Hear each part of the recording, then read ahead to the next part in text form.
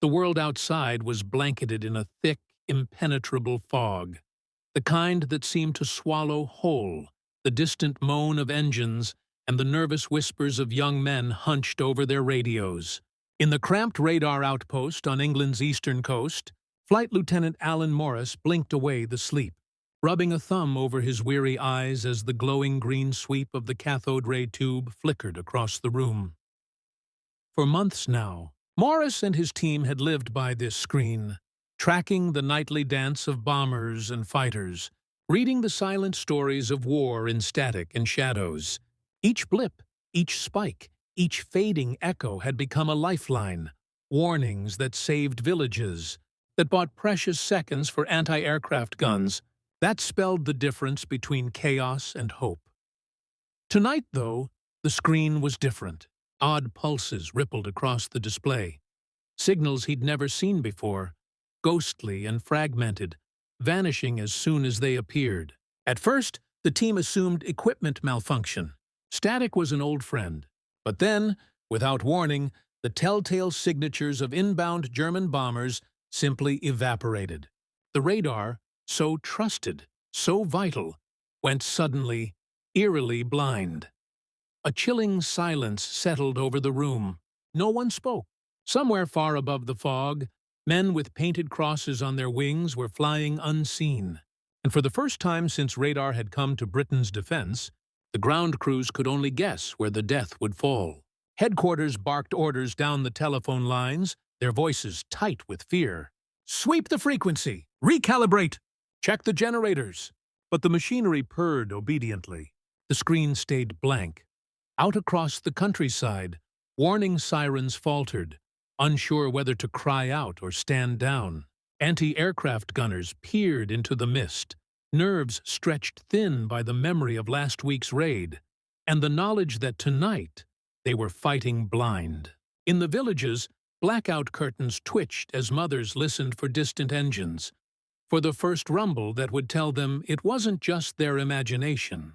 All across England, a question buzzed louder than any Luftwaffe engine.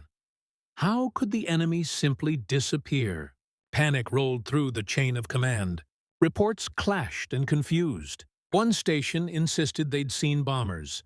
Another swore the sky was empty. In London, intelligence officers argued over coffee-stained maps, voices rising with every new uncertainty. Was this some new weapon? Sabotage? Or just the ghosts of tired equipment? But in a small, poorly lit laboratory hundreds of miles from the front line, someone was already losing sleep over a far stranger possibility. An engineer, eccentric, ridiculed, and mostly ignored, sat hunched over stacks of notes and blinking dials, convinced he'd glimpsed something no one else had the patience or the madness to see. Outside, the fog thickened. The bombers vanished. In the darkness, desperation brewed. Yet, as the night stretched on, the solution to the Allies' most urgent mystery was quietly coming into focus. Not in a war room, not in a general's office, but in the restless mind of a man the others called crazy. Who was this outcast who saw what others missed and risked everything to prove it? Long before the war made men desperate for miracles, Reginald Foster had been a nuisance to the Ministry of Defense. He wore old shoes scuffed from midnight walks, and a mind that seemed to run a degree hotter than those around him. In the world of engineers and academics, where proper credentials opened doors and closed mouths, Reginald was the exception who never quite fit the mold. His first job, straight out of university, lasted barely 2 years, just long enough for him to insist that radio waves could be bent to see through fog and darkness, even when the company wanted only better radios for Navy ships. He left in disgrace after a disastrous demonstration where, instead of detecting a harmless weather balloon, his prototype had picked up signals from a city bus, causing a brief panic and an even briefer career. At every conference, at every meeting, his name was whispered with equal parts irritation and disbelief. "That's Foster," they'd say. "Brilliant mind, shame about the nerves." And the ideas, especially the ideas, yet Reginald seemed not to mind. If anything, failure and scorn only deepened his obsession. Late at night, while others dined or played cards, he haunted the university library, poring over obscure journals on electromagnetism and atmospheric science. To his family, his life was a string of unfinished projects, cluttered garages, burned-out valves, and notebooks filled with equations that looked like madness to everyone but him. There were moments, though, when the isolation stung. Flashbacks flickered through his mind. The look in his father's eyes after he lost his first grant, the way colleagues tittered behind his back at the lab. Once, an old friend from school, now a captain in the Royal Engineers, sent him a letter. It contained only 2 lines. "Do you ever get tired of being wrong?" And, beneath it, a smudged postscript. "Come home if you ever grow up." But Reginald never did grow up. Not in the way they meant. While Britain mobilized for war, he redoubled his efforts, hurling himself into research with reckless disregard for reputation. His mad experiments became the stuff of legend at the Institute. Antennas strung through hedges, strange buzzing boxes that made the janitor refuse to clean his lab. Once, he blacked out an entire wing after accidentally broadcasting a signal that tripped the power grid, an event that earned him a month's suspension and a new nickname among the staff, the Electric Ghost.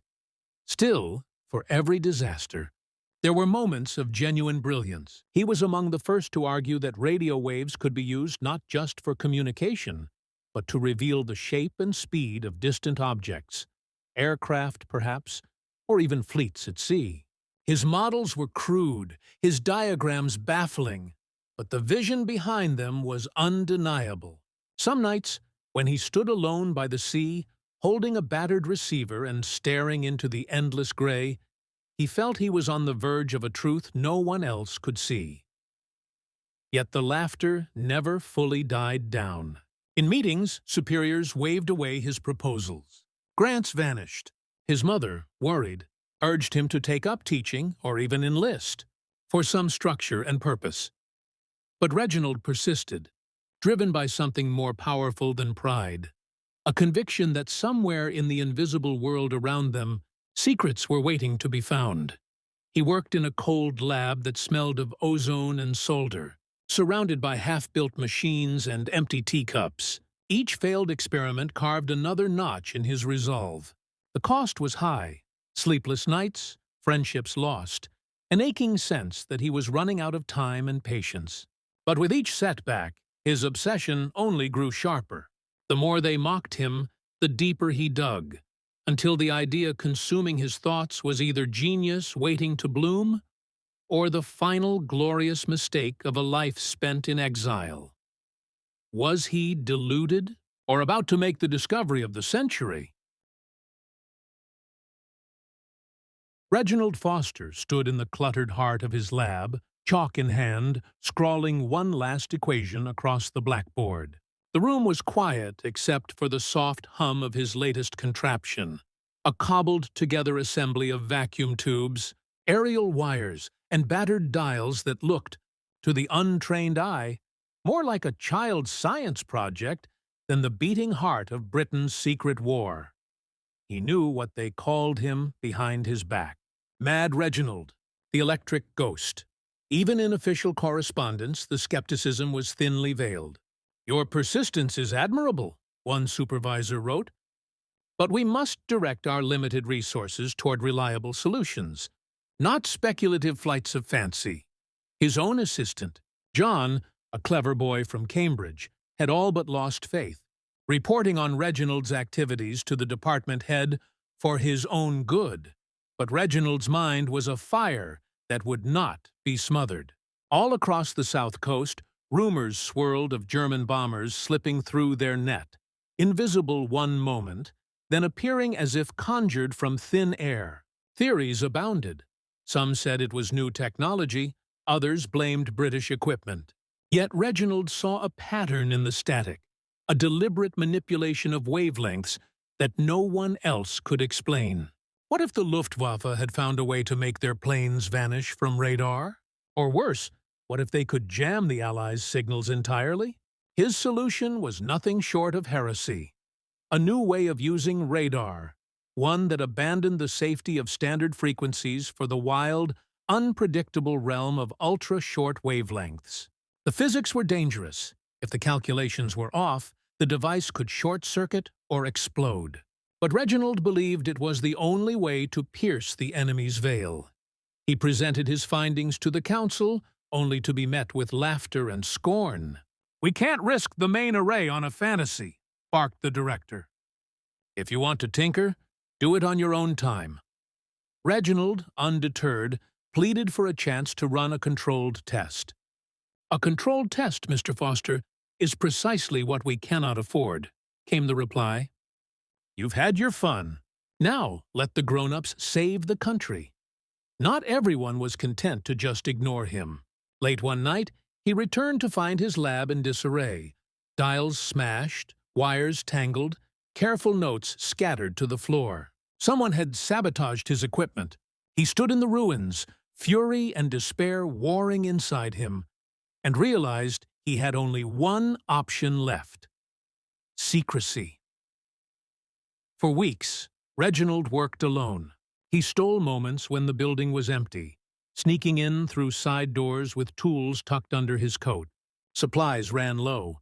He made do with scavenged parts from old radios and discarded experimental kits.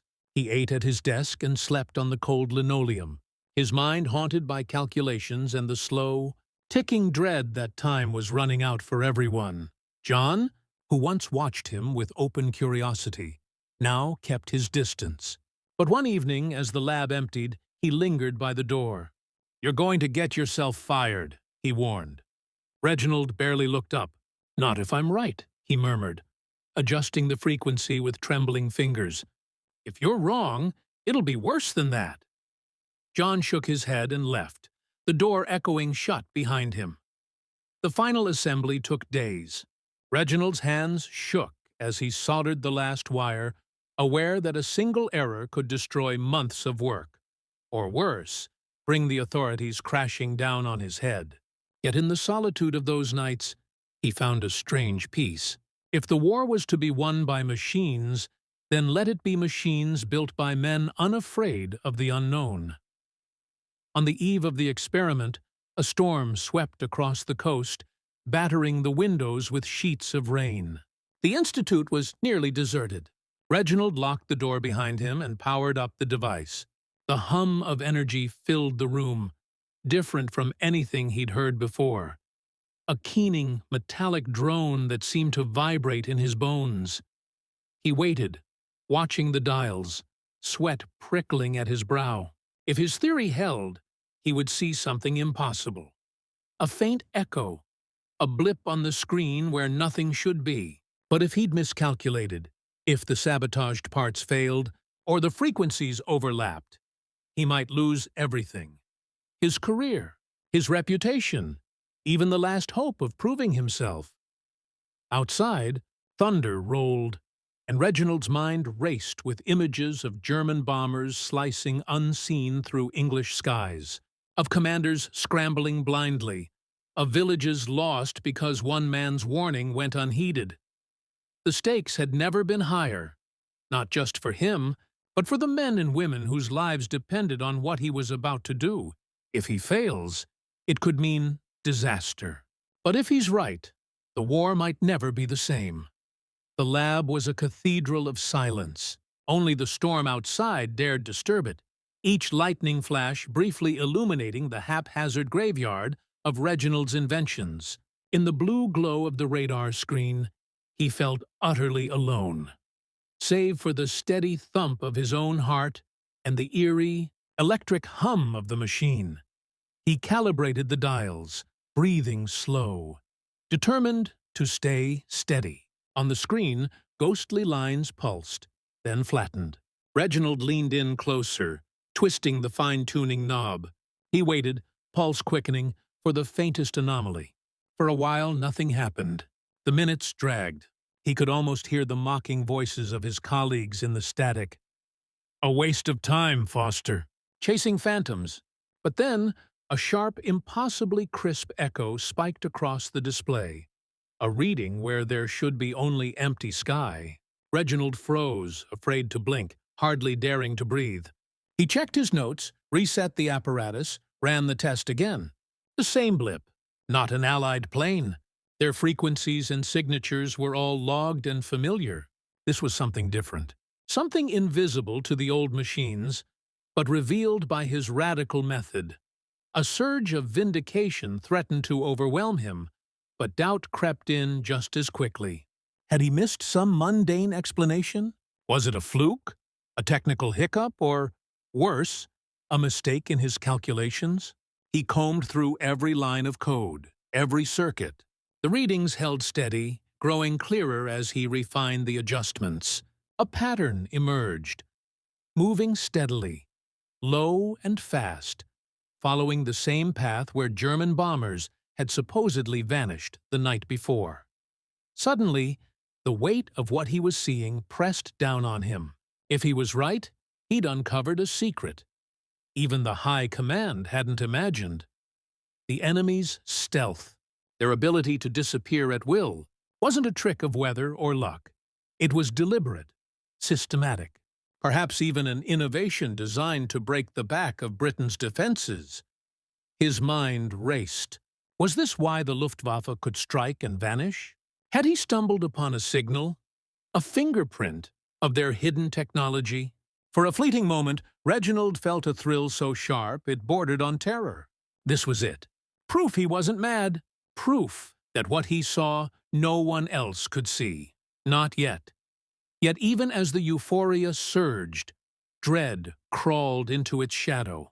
He imagined the faces of the men who'd dismissed him, the supervisors who'd threatened to end his career, the jealous rivals who would love nothing more than to see him fail spectacularly. Would they even listen? Or would his evidence be swept aside as the ravings of a desperate man?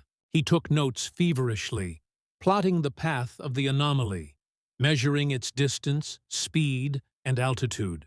With each new data point, the evidence grew stronger, too consistent to ignore. Still, Reginald couldn't help but look over his shoulder, half expecting the saboteur to burst through the door, or some senior official to catch him in the act and drag him away in disgrace. But the world outside remained dark and oblivious, rain still tapping against the glass. Alone in the cocoon of his invention, Reginald realized he stood at the threshold of something enormous. The line between brilliance and madness was razor-thin. Only proof could tip the scales. He needed someone to listen. Someone with the authority, the vision, or at least the curiosity to see what he'd found before the next raid struck. He packed his notes, copied the data, and locked the machine, hands trembling with anticipation and fear. Dawn was only hours away. He rehearsed what he'd say. How to convince, how to explain, how to beg for just a few minutes of a commander's time. What he found was so strange, even he could hardly believe it. But the evidence was mounting. Reginald barely slept. He spent the next morning hunched over his workbench, eyes burning, going over every detail. If he had been wrong, if he had misread a blip, misunderstood a shadow, he would never get another chance. But with every check, every calculation, the evidence only grew more convincing. He ran the experiment again, tweaking the frequency, adjusting the power. Again the signal appeared, moving as no Allied plane ever did. This time, he logged the data in minute detail: range, heading, altitude. It matched exactly the flight path of the bombers reported missing from radar on the night of the raid. The pattern was no coincidence. The enemy had learned to slip through their defenses, not by brute force, but by science, cunning, and a willingness to exploit every weakness. Reginald's hands shook as he drafted his report, overlaying the radar plots with weather charts from the same night. The correlation was unmistakable. The bombers had hugged the edge of a low-pressure system, riding the storm, using its turbulence and moisture to scatter the Allies' radar beams. Where the technology faltered, the enemy advanced, invisible and unopposed. But there was more. Sifting through intercepted signals and maintenance logs, Reginald saw that the Luftwaffe had begun broadcasting powerful, low-frequency bursts as they approached the coast. These signals didn't just mask their presence. They actively jammed the Allies' arrays, overwhelming receivers with a flood of useless noise. It was as if the Germans had found a way to silence every alarm in Britain just long enough to strike and vanish. He stared at the pile of evidence, a chill running down his spine. It was a masterstroke, fiendishly clever and terrifyingly effective. The High Command had suspected sabotage, incompetence, even betrayal. No one had guessed that the enemy's real weapon was an invisible storm of static, hiding behind nature's own fury. Determined to confirm his theory, Reginald approached the one person in the institute he trusted, Margaret, the quiet analyst who had always greeted his eccentricities with patient curiosity. He showed her the charts, the logs, the coded signals. She listened, her brow furrowing as she traced the patterns with a pencil. "Do you see it?" Reginald whispered. "They're not just hiding. They're using our own blind spots. Every time the radar goes dark, the weather is just right. And the jamming begins." Margaret nodded slowly, her skepticism giving way to awe. "You're not imagining things, Reginald. This is coordinated. They're reading us as closely as we're reading them." Together, they recreated the raids, mapping each disappearance onto a shifting mosaic of storms and radio interference. Again and again, the answer held. Where the fog thickened and the static roared, the Luftwaffe struck, their bombers moving like ghosts through the unguarded sky. Margaret insisted they test the theory on live data. That night, as a new storm gathered over the channel, Reginald adjusted his apparatus, dialing in the new frequencies. For hours, they watched, nerves strung tight, eyes fixed on the trembling lines of the display. Then, just as predicted, a familiar echo appeared, slipping along the boundary of the storm. The jamming began. The main radar arrays went blind, but Reginald's prototype, tuned to a hidden channel, picked up the intruders, mapping their movements with uncanny clarity. "We're seeing what no one else can," Margaret whispered, barely daring to believe it. "We can prove they're coming, before the bombs fall." The enormity of it threatened to crush them. The Allies weren't just losing planes and cities. They were being outwitted, outmaneuvered, tricked by an enemy who understood the very science meant to protect them. Reginald felt a flash of despair. How many more raids would it take before someone listened? He and Margaret compiled their results into a dossier, thick with data and clear, undeniable charts. But as they prepared to present it, the old walls of skepticism rose higher than ever. The department chief dismissed their findings as coincidence. "Correlation is not causation, Foster. We can't risk public panic on the basis of a few odd signals." One colonel, red-faced with irritation, accused Reginald of wasting time better spent on real solutions. Desperation made Reginald reckless. He bypassed protocol, sending the dossier to Air Chief Marshal Pemberton, an old war hero known for his sharp mind and colder heart. For days, he waited, haunted by the possibility that the evidence would vanish into a desk drawer. Ignored until it was too late. Word finally came. A summons to Whitehall. Reginald and Margaret, clutching their files, found themselves ushered into a wood-paneled office, thick with the smell of pipe smoke and nerves. The air chief, imposing and silent, flipped through the dossier in stony silence. At last, he looked up. "If you're right," he said, "it means we've been blind for weeks. It means they know our every move. Can you prove it? Tonight?" Reginald's mouth went dry. "Yes, sir, but only if you give me access to the main arrays." "And the authority to act, whatever the data shows," Pemberton nodded. "You have until dawn. If you're right, we change everything. If you're wrong, you're finished." As the night closed in, Reginald felt the weight of history pressing down. He held the key to the enemy's greatest secret. But would anyone believe him before disaster struck? Reginald moved through the halls of Whitehall as a marked man. Some watched him with open suspicion, others with weary amusement. For every scrap of authority Margaret and the air chief had granted him, there were 3 more officers poised to shut him down. Still, he pressed on, knowing the margin for error was measured in hours, not days. First, he sought out Captain Hargreaves, a veteran radar officer known for his level head and wariness of new ideas. Reginald cornered him in a dimly lit records room, sliding the dossier across the table. Hargreaves frowned, rifled through the pages, then fixed Reginald with a skeptical stare. "I've seen a dozen miracle cures this year, Foster. Most end up in the bin. Why is yours different?" Reginald leaned in, voice trembling with urgency. "Because the next raid will come under cover of this storm. If we can track them with these frequencies, we'll see what no one else can. If I'm wrong, you lose nothing. But if I'm right—" He stopped, letting the implication hang between them. Hargreaves paused, then nodded slowly. "If you fail, you'll take the blame. But if you're right, I'll put my name to it." It wasn't trust, but it was a start. Next came the operators in the communications bunker, young men and women with quick fingers and anxious eyes. Reginald found one, Peter, barely 20, working the night shift. "I need your help," Reginald explained. "You'll have to monitor a new frequency during the alert. If you see any anomalies, you call me directly, no matter what your supervisor says." Peter hesitated, torn between protocol and curiosity. "You really think they're coming?"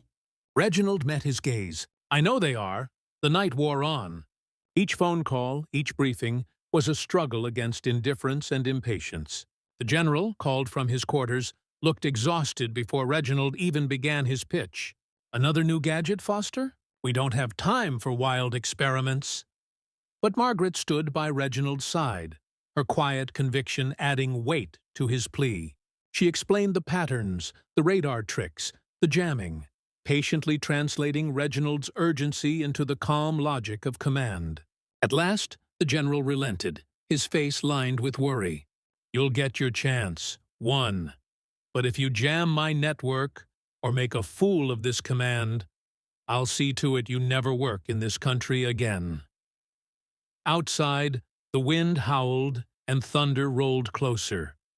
Reginald's hands trembled as he calibrated the machine for the final test. Hargreaves and Peter joined him in the makeshift control room, sweat beading on their brows.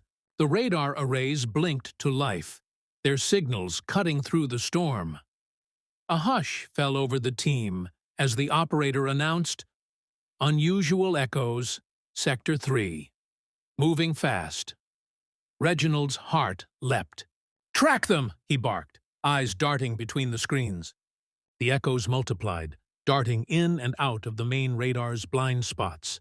Hargreaves's jaw clenched. "It's just like you said. They're riding the storm, hidden in the noise." Sirens began to wail in the city beyond, a low moan that grew into a keening warning for all of London. Reginald felt the room tighten, every man and woman braced for impact. Not from bombs, but from the truth about to be revealed. He'd pushed every limit. His reputation, his career, the trust of those few who still believed in him. As the enemy squadrons closed in, all that mattered now was whether the new radar could see what the old ones missed. Lives hung in the balance. So did Reginald's future. The final test is here, and failure means catastrophe.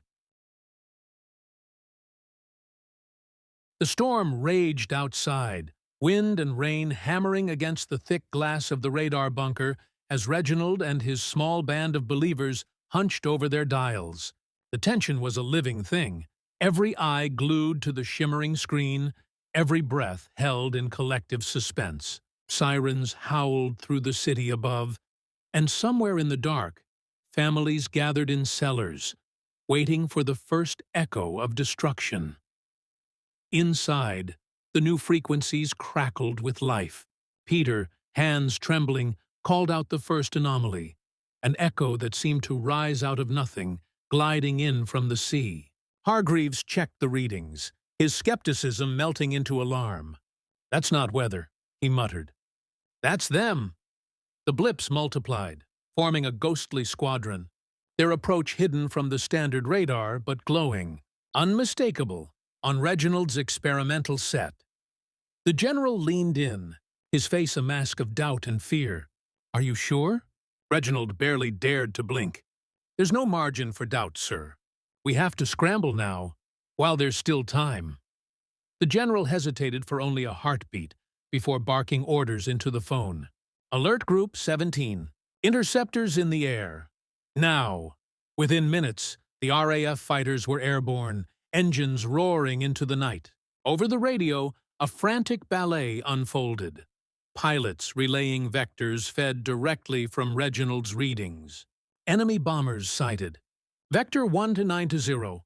Low altitude, following the storm front. Confirmed. Engaging. High above the clouds, the German bombers cut through the turbulence, confident in their invisibility. They had used the cover of nature and their own jamming tricks to slip past every previous defense. Tonight, for the first time, the game had changed.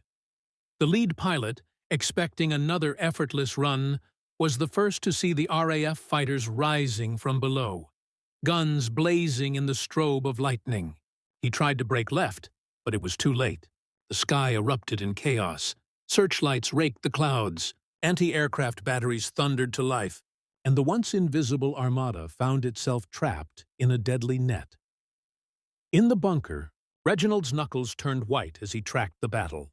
Reports came in, staccato and breathless. Enemy formation disrupted. Bombs dropped short, targets missed. Interceptors in pursuit. The main radar, finally tuned to the right frequency, flickered with every twist and turn of the dogfight. Hargreaves slammed a fist on the table. His disbelief transformed into wild relief. "You did it, Foster. By God, you did it." Margaret wept quietly at her station, her face washed in the ghostly green light of the screen. Even the general, ever the skeptic, managed a grim, respectful nod. But the victory was hard won. Not every bomber was stopped. Some reached the outskirts, their payloads turning rows of terraced houses to rubble. The all-clear didn't sound until dawn, and when it did, London's streets filled with a strange mixture of exhaustion and fragile hope. Reginald stepped outside, the first rays of sun catching on puddles and broken glass. He felt the weight of the night pressing into his bones, the price of every decision etched into his hands. Words spread quickly through command. The impossible had happened. An enemy raid turned back not by brute force, but by the insight of a man the establishment had all but cast out. Reporters clamored for interviews.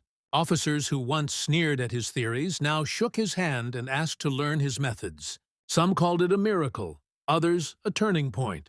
For Reginald, it was simply relief, mixed with a strange sense of loss. In vindication, he felt the sharp sting of everything he'd sacrificed. Friendships strained, years in the wilderness, the gnawing doubt that had become his companion. As officials pored over the battle reports and planned new tactics, Reginald lingered in the background, not yet at ease in the world that had finally, grudgingly, embraced him. Margaret found him in the quiet of the corridor, her voice gentle. "You changed everything tonight." He managed a tired smile, but his eyes were distant. In the following days, new orders swept through every RAF command. The radar arrays were retuned, protocols rewritten. No longer would Britain's defenders be blinded by the storm or lulled into complacency by the enemy's tricks. Each night, as bombers tried to slip through the clouds, they found watchful eyes waiting, no matter how wild the weather or how clever the jamming. Reginald's name began to circulate, no longer as a joke, but as the architect of a silent victory. One measured not just in enemy planes shot down, but in families spared, cities standing, hope rekindled in the darkest hour. But at what personal price does history remember its heroes? Recognition, when it came, arrived quietly. There were no grand parades, no medals pinned before crowds. The men who had doubted Reginald the loudest seemed almost embarrassed by their previous certainty. Some never spoke to him again, their pride too battered for apology. Others, now eager to bask in the glow of his success, offered backhanded praise and polite handshakes, gestures that felt strangely hollow after all that had passed. Yet none of this seemed to matter much to Reginald.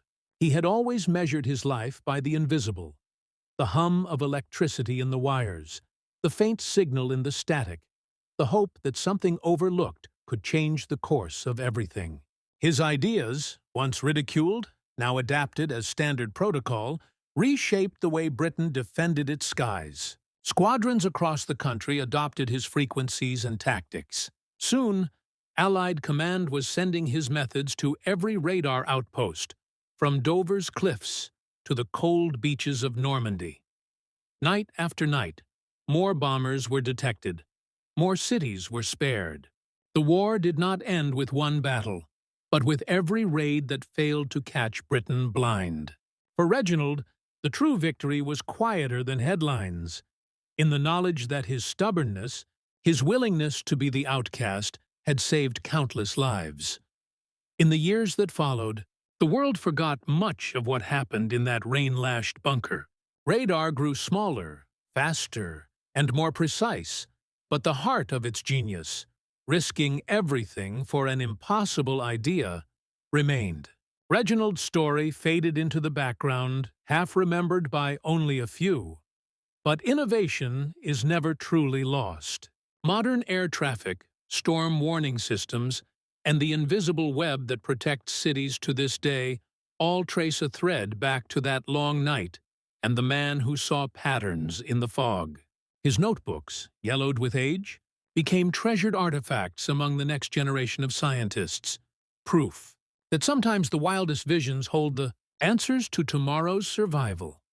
His story was nearly lost to history, until now. Every era has its outsiders, those strange, stubborn souls who refuse to accept the world as it is.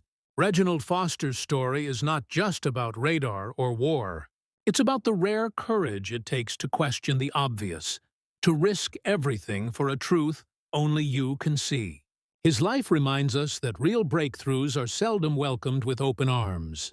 They are battled for in lonely nights, at the edge of ridicule, and sometimes at the very brink of disaster. The lessons endure long after the last echo of war has faded. Progress depends not only on knowledge, but on imagination, on the willingness to ask impossible questions, to persist when the world rolls its eyes. Without the mad engineer in the lab, a nation might have slept through its darkest hour. Without those who dare, entire generations might miss the signal buried in the static. So as you leave this story, look for the unsung heroes around you. The quiet innovators, the underestimated, the voices in the wilderness. Support them, listen, challenge the obvious, and welcome the uncomfortable. In their hands, the future is always being shaped. What other stories are waiting for someone bold enough to notice?